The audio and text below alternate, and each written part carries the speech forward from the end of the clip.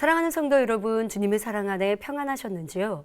지난 시간에는 사람이 다스려야 할 몸의 행실 중 귀에 대해 살펴보았습니다. 마음을 진리로 얼마나 일구었느냐에 따라 듣는 것이 다르고 듣는 것에 따라 마음이 달라질 수 있음을 말씀드렸습니다. 또한 얼마만큼 성령의 음성을 밝히 듣느냐에 따라 진리의 말씀을 듣고 깨닫는 정도도 다르며 그에 대한 행함이 다른 것을 알 수 있었습니다. 자, 이제 들은 것, 마음에 담겨 있는 것을 어떻게 말로 나타내느냐의 그 입에 대해 살펴보겠습니다. 한국 속담에 말 한마디에 청량빛도 갚는다는 말이 있죠. 또 입은 재앙을 부르는 문이고 혀는 목을 베는 칼이다 라는 말도 있습니다. 이렇게 말은 어떻게 하느냐에 따라 우리가 생각하는 것보다 엄청난 힘을 가지고 있습니다. 어떤 고등학교에서 말의 위력에 대한 재미있는 실험을 했다고 합니다. 따뜻한 밥을 지어서 두 유리병에 똑같이 나누어 담았습니다. 하나의 유리병에는 고맙습니다 라는 단어를 적고 다른 하나에는 짜증나 라는 단어를 적었습니다. 그리고 학생들에게 두 병을 나눠주고 고맙습니다 라고 적힌 병에는 고맙다고 말하고 짜증나 라고 적힌 병에는 짜증나 라고 한 달 동안 말하도록 하였습니다. 한 달 후 놀랍게도 실험에 참여한 학생들 모두 똑같은 결과가 나타났습니다. 고맙습니다 라는 말을 들려준 쌀밥에서는 하얀 곰팡이가 피고 뚜껑을 열었을 때 구수한 누룩 냄새가 났지만 짜증나 라는 말을 들려준 쌀밥은 검은 곰팡이가 피고 뚜껑을 열었을 때 심한 악취가 났던 것입니다. 이 실험 후 학생들은 거칠었던 말을 버리고 고운 말을 쓰게 되었다고 합니다. 여러분의 입에서 나오는 말들은 어떠합니까? 오직 진리의 말만 하는지 아니면 비진리의 말이 나오기도 하는지요. 야고보서 3장 2절에는 우리가 다 실수가 많으니 만일 말에 실수가 없는 자면 곧 온전한 사람이라 능히 온몸도 굴레 씌우리라 했고 이어서 3장 6절에는 혀는 곧 불이요 불의의 세계라 혀는 우리의 지체 중에서 온몸을 더럽히고 생의 바퀴를 불사르나니 그 사르는 것이 지옥불에서 나느니라고 기록하고 있습니다. 말의 위력이 어느 것보다 무섭다는 것을 말씀하시는 것이지요. 그러면 입의 말들이 과연 어떤 결과를 낳는지 알아보겠습니다.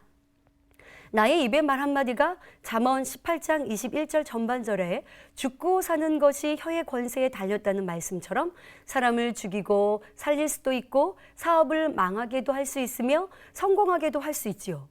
부부 사이에 말 한마디 잘못하여 그것이 불씨가 되고 결국은 이혼에 이르게 되며 그로 인해 자녀들과 양가에 큰 고통을 주기도 합니다. 또 사회적으로도 어느 정도 주위에 있는 사람들이라면 그의 말 한마디가 한 사회를 살릴 수도 있고 반대로 그 사회 전체에 큰 무리를 일으킬 수도 있습니다. 마치 불을 잘 사용하면 크게 이롭지만 잘못 사용하면 화재를 일으켜 막대한 피해를 내게 되는 것과도 같이 말의 위력이 이렇게 대단하다는 것입니다. 그리고 더욱더 조심해야 할 것은 성령을 회방하는 말이나 성령을 모독하는 말은 이 세상뿐만 아니라 오는 내세에도 결단코 죄사함이 없다 말씀하신 것을 기억하여 성령의 역사를 판단해서는 아니 됩니다. 그러므로 항상 말을 조심하여 말로 인해 자신뿐만 아니라 상대에게 어려움을 주는 사람이 아닌 유익을 주고 살리는 말을 해야겠습니다. 이처럼 입술의 말을 크게 두 가지로 분류해 볼 수 있습니다. 나 자신뿐만 아니라 상대를 힘들게 만드는 부정적이고 무익한 말과 모두를 살리는 긍정적이고 유익한 말이 있지요. 말에 실수가 없는 온전한 자가 되기 위해 우리가 버려야 할 무익한 말에는 거짓말, 동문서답, 농담, 유행어, 비속어, 욕설 등이 있습니다. 무익한 말들에 대해 좀 더 자세히 살펴보겠습니다. 먼저 거짓말에는 험담, 이간질하는 말, 분수에 넘치는 말도 포함되지요. 거짓말의 유형은 크게 세 가지로 나누어 볼 수 있습니다. 먼저 행하지 않은 것을 했다 하거나 행한 것을 하지 않았다 하는 것입니다. 대표적으로 거짓 증언이 있는데요. 이 거짓 증언으로 무죄한 사람이 큰 손해를 입을 수도 있고 심지어 생사가 달라지기도 합니다. 내게 불리한 상황을 모면하기 위해 내 유익을 위해 행하지 않은 것을 했다고 하거나 행한 것을 하지 않았다고 하는 거짓말 또한 결코 해서는 안 되지요. 거룩하신 하나님의 자녀들은 이런 명백한 거짓말뿐만 아니라 일상생활 속에서의 사소한 거짓말들도 다 버려야 합니다. 간혹 욕심이나 상대를 해치려는 악한 마음에서가 아니라 상대를 위하는 마음에서 하얀 거짓말을 했다 하기도 합니다.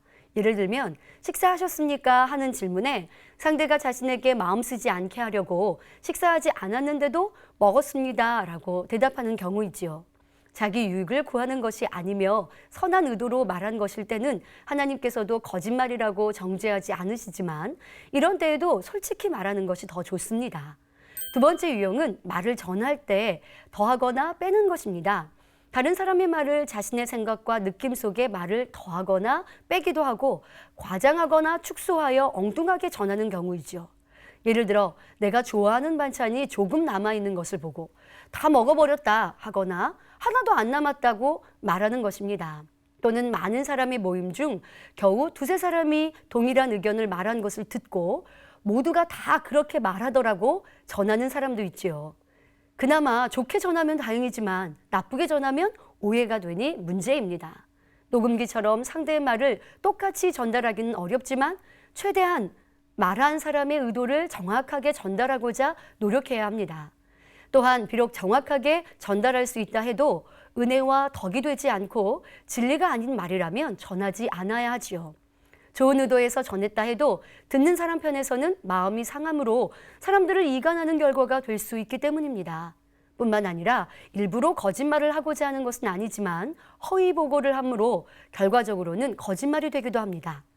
예를 들어 어떤 모임 인원을 물었을 때 몇 명입니다 하고 대답했는데 다시 확인해 보니 사실과 다른 경우입니다. 이런 경우 의도적인 것은 아니었어도 결국 거짓말이 되고만 것이니 진실한 대답이라면 정확히는 알지 못하지만 대략 몇 명쯤 되겠습니다 라고 표현해야 옳은 것입니다.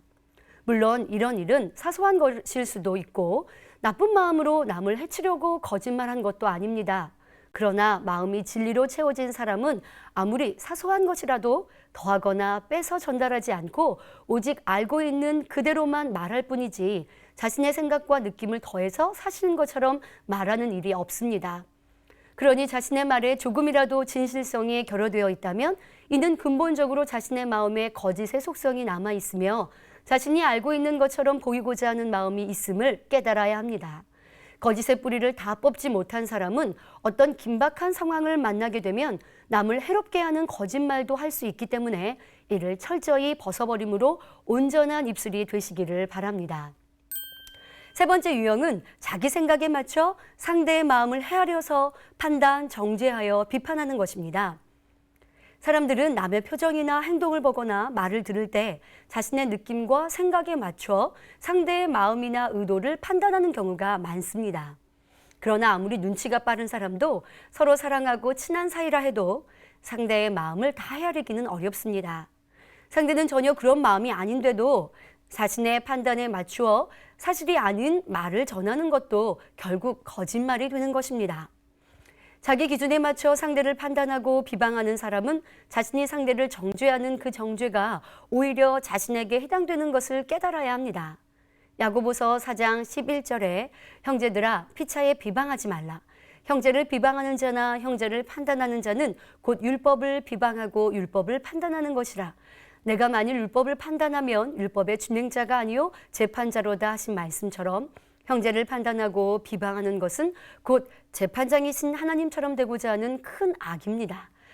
여기서 한 가지 더 명심할 것은 사람이 자기 생각을 동원하여 하나님의 말씀을 판단하는 말을 해서는 결코 안 된다는 것입니다. 형제를 판단하는 말도 큰 악인데 하나님을 내 생각에 맞춰 헤아려서 판단, 정죄하는 말은 비교할 수 없이 더 큰 죄이지요. 그러니 어려움이 왔다 하여 하나님께 불평, 원망하는 말을 한 것이 있다면 철저히 통해자복해야 하죠. 혹여 기도했는데 내가 원하는 대로 응답되지 않았다고 하나님은 너무하신다. 어떤 사람에겐 응답하시고 내겐 왜 응답해 주시지 않지? 하는 등 불손한 말 또한 절대 있어서는 안 될 것입니다. 또한 하나님의 권능이 나타나는 주의 종이나 하나님께 사랑받는 사람에 대해서도 판단, 정죄하는 것은 결국 본인에게 큰 화가 임한다는 것을 알아야 하지요. 이런 판단 정죄는 분수에 넘치는 말이 됩니다. 분수에 넘치는 말은 교만함에서 나오기 쉽습니다. 겸손한 마음을 가진 사람은 나를 구원하시고 좋은 천국으로 인도하시는 하나님의 사랑과 위대하심을 알아 어떤 상황에서도 감사하는 입술이 되지요. 또 여러분은 하나님의 일이 주어졌을 때 어떻게 나에게 이런 허드렛 일을 맡기나 하고 불평하는 말이나 생각은 없었는지요? 아니면 어떠한 일이든 주어져서 너무 감사하다라는 말과 마음을 가지셨는지요? 불평의 말, 감사치 못하는 말이 바로 분수에 넘치는 말임을 알아 범사의 하나님을 인정하며 감사의 말을 하는 복된 성도님들이 되시길 바랍니다. 또 무익한 말 중에는 농담이나 유행어, 비속어가 있습니다. 농담이나 세상의 유행어도 하나님을 믿는 성도들에게는 무익한 말이 됩니다. 농담은 실없이 놀리거나 장난으로 하는 말, 사실을 부풀린 과장된 말과 이치에 맞지 않는 허탄한 말 등도 모두 포함되지요. 농담을 많이 하는 사람은 가벼워 보이고 신뢰가 가지 않으므로 비밀을 나누거나 중요한 일을 맡기기 어렵습니다. 또한 이런 말들은 거룩하신 하나님의 자녀들에게는 어울리지 않지요. 세상의 유행어, 비속어 역시 마찬가지입니다. 세상의 유행어, 비속어에는 세상 풍조가 담겨 있기 때문에 자신도 모르는 사이에 세상 풍조에 물들게 됩니다. 그러므로 악의가 담겨 있지 않는 유행어나 비속어라도 더 좋은 천국을 침노하는 성도님들이라면 사용하지 않는 것이 좋겠습니다. 무익한 말 중 마지막으로 욕설이 있습니다. 요즘 학교 폭력이 심각한 사회 문제로 대두되고 있는데요. 이 학교 폭력에는 심한 욕설과 같은 언어 폭력도 포함이 됩니다. 또한 악성 댓글로 공인뿐만 아니라 일반인들도 심각한 피해를 입고 심지어 자살하는 경우도 있지요. 마태복음 5장 22절에 나는 너희에게 이르노니 형제에게 노하는 자마다 심판을 받게 되고 형제를 대하여 라가라 하는 자는 공회에 잡히게 되고 미련한 놈이라 하는 자는 지옥불에 들어가게 되리라 하고 말씀하고 계십니다. 여기서 라가라라는 말은 텅 빈, 무가치한, 우둔한, 멍청이라는 말입니다. 또 미련한 놈이라는 히브리어의 의미에는 도덕적인 배신, 반란, 악이라는 뜻이 포함된 추악한 놈, 인간적으로 천박한 상태를 표현하는 말이지요. 이런 욕설은 상대방에게 엄청난 상처를 남기지만 학생들이나 심지어 어른들도 무심코 습관적으로 뜻도 모르면서 욕을 하고 있지요. 그러나 어떤 욕이든 그 의미는 저주에 가까운 상처를 주는 말이라는 것을 알아 절대 하지 않아야겠습니다. 야고보서 3장 10절부터 11절에 한 입으로 찬송과 저주가 나는도다. 내 형제들아 이것이 마땅치 아니하니라. 샘이 한 구멍으로 어찌 단물과 쓴물을 내겠느뇨 하신 말씀을 명심하여야 할 것입니다. 지금까지 무익한 말들에 대해서 알아보았습니다. 마태복음 12장 36절에 예수님께서 내가 너희에게 이르노니 사람이 무슨 무익한 말을 하든지 심판날에 이에 대하여 신문을 받으리니 말씀하셨습니다. 우리가 무익한 말을 해서는 안 되는 이유가 바로 여기에 있습니다. 물론 무익한 말을 했다 할지라도 중심으로 회개한 것은 하나님께서 기억하지 않으십니다. 그런데 무심결에 내뱉고 잊어버린 수많은 무익한 말들은 어떻게 하겠습니까? 성경상에 부정적이고 무익한 말을 했던 사람들은 그 입술의 말에 보응을 받는 것을 볼 수 있습니다. 출애굽한 이스라엘 백성들은 놀라운 하나님의 권능을 보고 체험하였음에도 그 은혜를 망각하고 조그마한 일만 있어도 원망하는 말들을 내었습니다. 결국 그들은 하나님께서 약속하신 가나안 땅에 들어가지 못하고 광야에서 죽었던 것을 볼 수 있지요. 또 장자의 명분을 소중히 생각하지 못했던 에서는 경솔하게 뱉은 말 한마디로 결국 장자의 축복이 야곱에게 가게 되었습니다. 사사기 11장의 입다 역시 전쟁에서 이기기 위해 깊이 생각해 보지 않고 한 서원으로 자신의 딸을 번제로 드리게 되는 경우도 있었지요. 이처럼 어떤 말을 내느냐에 따라 그 말의 열매를 얻게 된다는 사실을 알아 경솔하게 말하지 않으면 물론 한마디 말이라도 무익한 말은 하지 않아야겠습니다. 이와는 반대로 긍정적이고 유익한 말을 한 사람들은 어떠했나요? 아비가일은 지혜로운 말과 행동으로 다윗의 마음을 돌이킴으로 위기를 모면했을 뿐만 아니라 후에는 다윗의 아내가 되기도 하지요. 베드로는 올바른 신앙 고백을 함으로 축복의 말씀을 받았지요. 이렇게 말 한마디 잘함으로 죽을 수밖에 없는 상황에서도 살아나거나 축복된 길로 가게 되는 것을 볼 수가 있습니다. 이와 같이 긍정적인 말을 했느냐 아니면 부정적인 말을 했느냐에 따라 그 결과가 엄청나게 다른 것을 알 수 있지요. 그러므로 우리는 긍정적이고 유익한 말, 진리의 말을 해야 할 것입니다. 에베소서 4장 29절에 무릇 더러운 말은 너희 입 밖에도 내지 말고 오직 덕을 세우는 데 소용되는 대로 선한 말을 하여 듣는 자들에게 은혜를 끼치게 하라 했습니다. 이처럼 은혜를 끼치는 말, 덕을 세우는 선한 말은 유익한 말입니다. 또한 믿음을 심어주는 말, 하나님께 영광 돌리는 말, 생명을 살리는 말, 즉 긍정적인 믿음의 고백, 찬양하고 전도하는 입 또한 유익한 말이지요. 그러면 먼저 유익한 말에 해당하는 은혜를 끼치고 덕을 세우는 선한 진리의 말을 한 성경상의 인물을 살펴보겠습니다. 먼저 모세 선지자입니다. 모세는 민수기 12장 3절에 온유함이 지면의 모든 사람보다 승한 사람이었습니다. 그런데 이스라엘 백성들은 이 모세와 하나님을 향해 원망과 불순종이 더해가지요. 그러니 결국 하나님께서는 그 백성들을 다 멸하시겠다고 하십니다. 이때 모세는 오히려 그들의 죄를 사하여 주시라고 기도하며 자신의 생명을 담보로 사랑의 기도를 올렸습니다. 출애굽기 32장 32절에 그러나 합의하시면 이제 그들의 죄를 사하시옵소서. 그렇지 않사오면 원컨대 주의 기록하신 책에서 내 이름을 지워버려 주옵소서 하는 감동의 기도를 올리지요. 그렇게 모세의 마음을 아프게 하고 그 가르침을 거역하고 범죄한 백성들을 대신해서 오히려 용서를 구하는 아름다운 마음과 입을 지닌 것을 볼 수 있습니다. 사도 바울은 또 어떠했습니까? 주님을 영접하기 전에는 주를 믿는 사람들을 핍박하던 사람이었습니다. 그러나 주님을 만나고 나서는 열정적인 사랑으로 주님을 전했고 그의 말은 항상 은혜로웠고 덕을 끼쳤으며 생명력이 넘쳤습니다. 그의 입에서는 항상 복된 말씀들이 전해졌으며 2층 난간에서 떨어진 유두고를 안고 그에게 생명이 있다고 말하니 그가 살아나는 역사가 베풀어질 만큼 그 입술에 보장을 받는 것도 볼 수 있습니다. 스데반 집사 역시 그 속에 미움이나 시기, 질투 등의 악이라곤 조금도 없었던 것을 볼 수가 있지요. 옳은 말, 생명의 말씀을 전하는데도 오히려 스데반을 향해 돌을 던지는 무리들을 향해서도 주여 이 죄를 저들에게 돌리지 마옵소서 하는 사랑의 간구가 즉시 나왔던 것입니다. 이러한 선한 말들은 상황에 따라 선택하여 내는 것이 아니라 마음속에 악 자체가 없고 사랑이 가득한 마음 중심에서 자동적으로 나오는 말입니다. 하나님께서는 여러분이 이러한 마음을 이루기를 원하시지요. 모세 선지자, 사도 바울, 스데반 집사와 같이 그 마음의 악은 모든 모양이라도 버리고 진리로 가득한 주님의 마음, 하나님의 마음을 담기를 원하시는 것입니다. 우리가 이러한 마음을 갖는 것이 인간을 경작하여 참 자난을 얻으시고자 하는 하나님의 뜻이기 때문이지요. 그러므로 우리가 명심해야 할 것은 입만 조심해서 될 것이 아니라 누가복음 6장 45절에 마음에 가득한 것이 입으로 나온다 했으니 마음의 악은 깨끗이 비우고 진리와 선을 가득 채워야 한다는 사실입니다.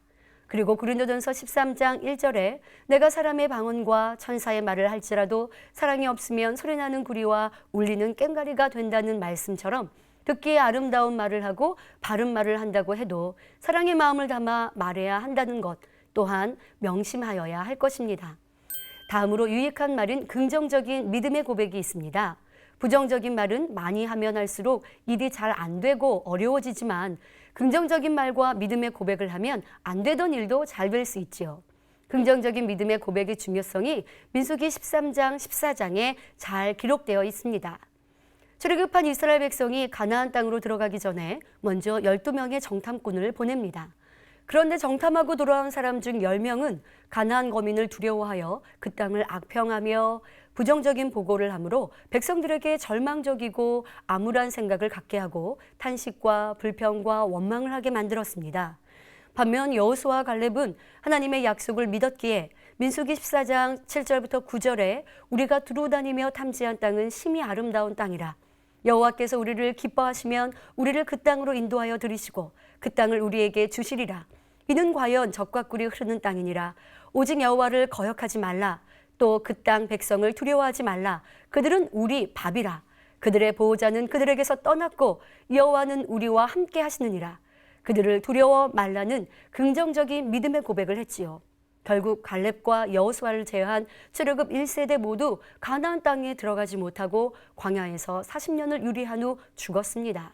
따라서 여러분은 아무리 현실의 문제가 어렵고 힘들더라도 부정적인 고백으로 백성까지 멸망으로 몰고 간 열정탐꾼처럼 되지 말아야겠습니다.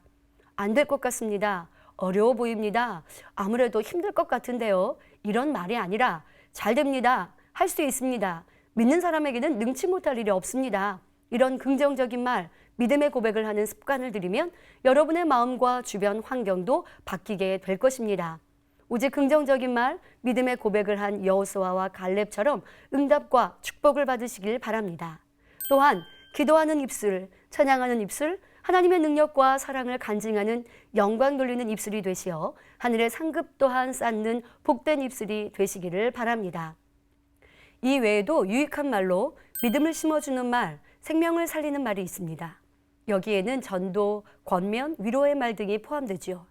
마가복음 1장 38절에 예수님께서 거기서도 전도하리니 내가 이를 위하여 왔노라 하셨고 예수님의 제자들과 사도들도 열심히 복음을 전했던 것을 볼 수 있지요. 사도 바울은 고린도전서 9장 16절에 내가 복음을 전할지라도 자랑할 것이 없음은 내가 부득불 할 일임이라. 만일 복음을 전하지 아니하면 내게 화가 있을 것이미로다 고백하고 있지요. 그래서 에베소서 6장 19절엔 또 나를 위하여 구할 것은 내게 말씀을 주사 나로 입을 벌려 복음의 비밀을 담대히 알리게 하옵소서 기도하라고 말씀하고 있습니다. 영원한 생명을 얻게 하는 전도는 사람을 살리는 최고의 유익한 말입니다. 또한 하나님을 믿는 자라 하더라도 혹 아직 죄를 짓고 있을 때 하나님 말씀으로 권면하거나 더 믿음을 확고하게 할 수 있도록 하는 가르치는 말 또한 살리는 유익한 말이 됩니다.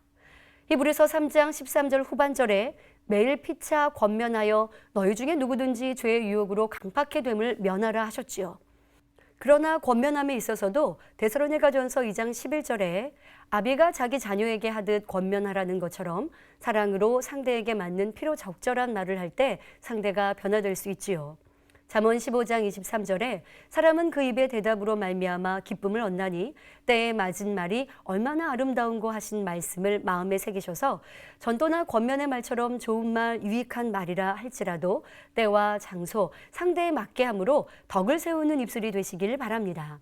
때와 장소에 맞는 말에 관하여 특별히 한 가지 더 당부드릴 것은 교회 안에서는 어느 장소에서든지 세상적인 대화를 삼가야 한다는 것입니다. 성전 안에서는 진리의 대화만 해야 하는데 사업 얘기, 의식주에 대한 육적인 대화가 있어서는 안 되는 것입니다. 지금까지 은혜와 덕이 되고 긍정적이고 유익한 말에 대해서 알아보았는데요. 하나님을 믿는 우리는 무익한 말이 아닌 유익한 말, 즉 오직 단물만 내길 원하지요. 그러나 선한 말만 해야지, 진리의 말만 해야지 다짐하고 생각해도 잘 되어지지 않을 때가 있습니다. 왜 그럴까요? 누가복음 6장 45절에 그 답이 잘 나와 있습니다. 선한 사람은 마음에 쌓은 선에서 선을 내고 악한 자는 그 쌓은 악에서 악을 내나니 이는 마음에 가득한 것을 입으로 말함이니라 하신 말씀처럼 자신의 마음을 진리로 변화시킨 만큼 단물을 낼 수 있게 되지요. 예를 들어 우물에 더러운 찌꺼기가 가득 있으면 깨끗한 물을 낼 수 없는 것과 마찬가지입니다. 그러니 선한 말을 내기 위해서는 마음속에 있는 더러운 모든 것들을 다 씻어버려야 깨끗한 말, 은혜의 말, 진리의 말, 생명의 말을 낼 수가 있는 것입니다. 그러나 문제는 샘이 더러우면 직접 들어가서 더러운 것을 청소하면 깨끗해지지만 사람의 마음은 직접 들어가서 더러운 것을 청소할 수도 없으니 어찌해야 할까요? 항상 선한 말을 낼 수 있도록 마음을 청소하는 방법을 결론으로 말씀드릴 때 명심하고 행하셔서 항상 은혜의 말만 낼 수 있는 마음이 되시기를 주님의 이름으로 기원합니다. 마음을 청소하는 방법은 바로 성경에 나와 있는 말씀 중 하라는 것은 하고 하지 말라는 것은 하지 않고 버리라는 것은 버리고 지키라는 것은 지켜 나갈 때 가능합니다. 물로 몸을 씻어 육신의 때를 제거하는 것 같이 진리의 말씀인 물로 영적인 더러움인 죄를 제거하는 작업이지요. 이렇게 씻겨진 만큼 깨끗한 말과 진리에 속한 말이 나오는 것입니다. 그러나 어떤 더러운 것은 너무 오래되어서 찌들어 있기도 합니다. 그런 경우엔 쇠수세미로 녹을 제거하듯이 영적으로는 금식이라는 쇠수세미를 사용하셔서 비진리의 녹을 제거해야 하지요. 어찌하든지 선한 마음을 갖겠다는 각오만 가지고 기도해 나간다면 나의 노력에 하나님의 은혜와 능력, 성령의 도우심이 임하셔서 하루가 다르게 깨끗이 청소될 것입니다. 이렇게 노력하다 보면 마음속의 모든 죄가 다 청소되어 항상 단물만 낼 수 있는 마음이 될 수 있지요. 그러면 그에 따라서 나오는 말이 항상 진리의 말, 덕을 끼치는 말, 은혜의 말, 생명을 주는 아름다운 말들만 나올 수 있게 되는 것입니다. 이렇게 되면 어떤 상황에서도 비진리의 말이 나올 수가 없지요. 이런 마음이 되면 말뿐만 아니라 그의 모든 행동에서도 역시 아름다운 진리의 행동만 나오게 됩니다. 또한 마음을 깨끗이 하는 작업과 함께 말을 함에 있어서도 무익한 말을 버리기 위한 노력이 필요합니다. 먼저 시편 39편 1절에 내가 말하기를 나의 행위를 조심하여 내 혀로 범죄치 아니하리니 악인이 내 앞에 있을 때에 내가 내 입에 자갈을 먹이리라 하였도다 하신 말씀처럼 어떤 말을 하려고 할 때 잠시 입을 다물고 멈춰 보십시오. 그리고 먼저 지금 내가 하려는 말이 선인지 진실인지 생각해 보십시오. 그 다음 이 말이 진실이라 할지라도 상대에게 꼭 필요한 말인가 점검해야 합니다. 마지막으로 꼭 필요한 말이라 하더라도 이 말을 상대에게 하는 것이 덕이 되고 은혜가 되는 말인가를 생각하고 그리고 나서 말을 한다면 많은 무익한 말들이 줄어들 것입니다. 시편 141편 3절에 여호와여 내 입 앞에 파수꾼을 세우시고 내 입술의 문을 지키소서 하신 말씀을 기억하여 마음과 입술을 진리로 잘 지켜서 우리의 입술에는 항상 진리의 말만 나오는 복된 입술이 되시기를 주님의 이름으로 기원합니다. 말씀 참고하시면서 함께 기도하시겠습니다.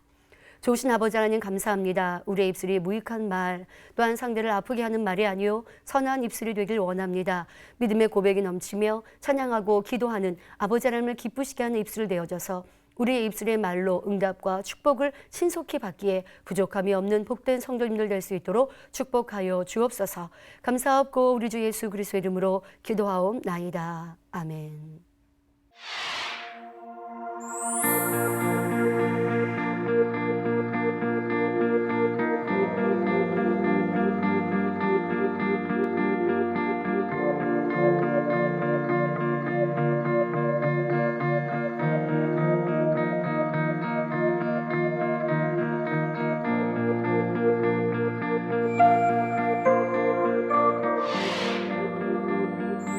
여호와여 내 입 앞에 파수꾼을 세우시고 내 입술의 문을 지키소서 하신 말씀을 기억하여 마음과 입술을 진리로 잘 지켜서 우리의 입술에는 항상 진리의 말만 나오는 복된 입술이 되시기를 주님의 이름으로 기원합니다.